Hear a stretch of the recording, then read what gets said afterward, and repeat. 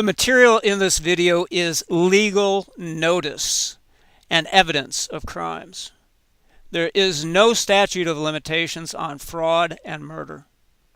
Anyone interfering with the presentation of this notice and evidence will be guilty of aiding and abetting crimes against the biosphere and giving aid and comfort to the perpetrators. Some material is based on the work of Edgar March Cruikshank from his 2 volumes of History and Pathology of Vaccination, 1889. No references are provided other than access to that book because everything presented here is able to be independently verified by a 3rd grader. The practice of vaccination is not a science-based system, but a superstition with the official seal of governments, making those governments complicit in fraud and murder as acts of state-sponsored terrorism. There are no higher authorities than the individual, except for armed thugs and armies using lethal force. Hello, tubers and inheritors of hell. This is Patrick Jordan coming to you from the grain ghetto in Hell, Illinois. Edward Jenner supposedly heard the myth that milkmaids who got cowpox were exempt from getting smallpox. Based on that supposed cause and effect relationship, he took upon himself to investigate the route of transmission of the disease agent. He surmised with no clinical evidence to substantiate his claim that farriers who dressed either the horse's hooves or their wounds, called greasy heels, became exposed to the precursor of smallpox. When those farriers next attended or milked cows without washing their hands, those farriers were the transmission vehicles for getting the mythical infectious agent from horse to cow.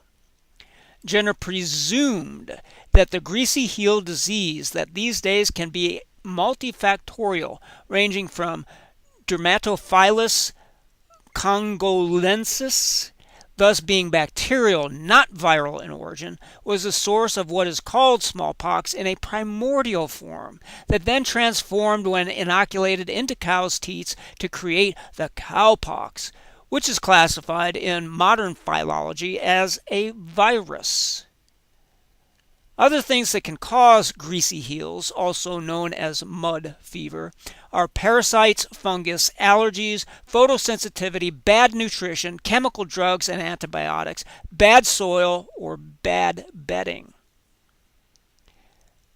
To even presume to make a vaccine from a single object in that list so that it was protective against greasy heels is the definition of insanity. In the 1790s, there was no field of microbiology. There was no classification system for microbes. Therefore, no clinical or rational way to determine if the pus from an animal or human contained a single or multiple strains of microbes. As if that wasn't the stake in the heart of the vampire to kill the notion of inoculation to foster health completely, then the casual and regular use of ointments like tartar of antimony and ulcerating mercury compounds used to, quote, treat skin conditions on farm animals often led to lesions that looked exactly the same as the supposed diseases they were chasing and trying to develop inoculations from. Strike one. No clinical foundation for any assumptions. No clinical way to isolate and determine phylology, taxonomy, and pathology of any organisms, presumed or actual. The science of vaccines is settled. It was never science.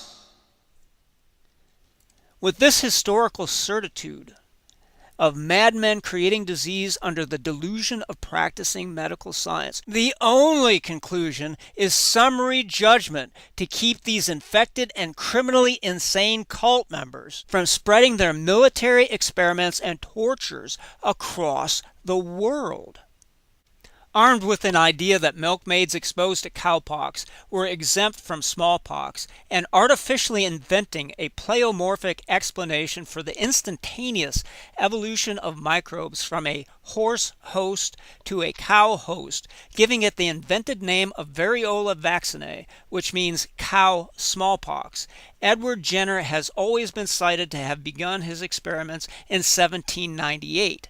However, 9 years earlier, in 1789, Jenner decided to take swinepox to inoculate his firstborn infant son, Edward. The details of this and other inconsistencies is exhausted in my video Hoaxxed number 2. Strike 2. The scientific method is based on observation, postulate, experimentation, and conclusion. Jenner made no observations. He merely collected unsubstantiable hearsay, presumed an unsubstantiable explanation for the origin of that rumor, then broke all experimental protocol by not even testing his hypothesis, by choosing the source of his test material outside of the parameters of his investigation. His premise was cowpox. His suspicion was horse grease. His very first test was swinepox. The science of vaccines is settled. It was never science. Even if a conclusion was drawn from what he did, the results would be invalid because all scientific method protocols were violated. Within logic and critical thinking, if the premise is false, then all else that follows is false. You'll find that governments and the biggest names in vaccine promotion selling the idea of Jenner's achievements. From just the first 2 strikes, I could teach a 3rd grade class to laugh governments and scientific experts out of the room. Jenner achieved nothing.